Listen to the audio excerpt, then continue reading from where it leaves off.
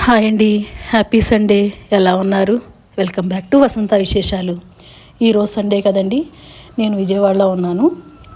Vijayawada fish కొనుక్కొచ్చుకుందామని వెళ్ళామండి. ఇది కృష్ణా నది దగ్గర రివర్లో పట్టిన ఫిష్ అండి. 5 కేజెస్ ఉన్నది.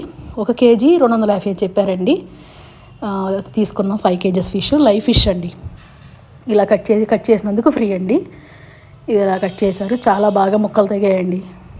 ఇది బొచ్చే చేప, లైవ్ ఫిష్ కాబట్టి కట్ చేసేటప్పుడు చక్కగా మంచిగా రక్తం వచ్చిందనమాట. ఇలా కట్ చేయించాను. కొన్ని వైజాగ్ పట్టుకెళ్తాను, కొన్ని ముక్కలు, కొన్ని ఏమో ఇక్కడ విజయవాడలో పులుసు పెడతానండి ఈయనకి. దీంతోపాటు కొరమీను చేప తీసుకున్నాను బాబుకి. మా బాబుకి కొరమీను చేప అంటే ఇష్టం. కొరమీను చేప 1 కేజీను, ఒక 2 కిలోల రొయ్యలు కూడా తీసుకున్నాను. ఇవన్నీ పొట్ట ముక్కలండి. మా హస్బెండ్కి చాలా ఇష్టం అంటే, ఎందుకంటే దీంట్లో ముళ్ళు ఉండవు, హ్యాపీగా తినేయచ్చు అనమాట. పొట్ట ముక్కలన్నీ కలిసి మా వారికి పులుసు పెట్టాను అనమాట. తలకాయ చూసారా, అదే 1 కేజీన్నర ఉన్నట్టుందండి తలకాయ.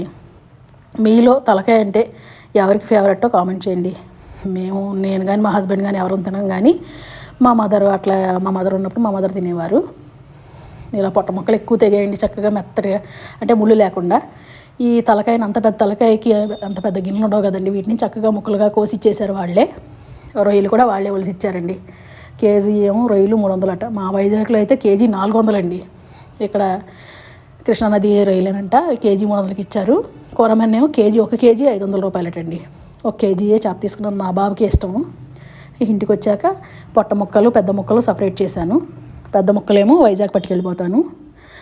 వాటిని ఉప్పు, పసుపు, పెరుగు వేసి బాగా క్లీన్ చేసేయాలండి. మూకిట్లో ఆయిల్ వేసేసి పచ్చిమిరకాయలు, కరివేపాకు, ఉల్లిబందు మెయిన్ అండి. మాకు అసలు వైజాగ్లో ఉల్లిబందు దొరకదు, విజయవాడలో దొరికింది కాబట్టి ఉల్లిబందు వేసాను. కరివేపాకు, కొత్తిమీర వేసేసి నూనెలో బాగా వేయినాక అల్లం, వెల్లుల్లి, గరం మసాలా వేసామా అన్నట్టుగా వేయాలి.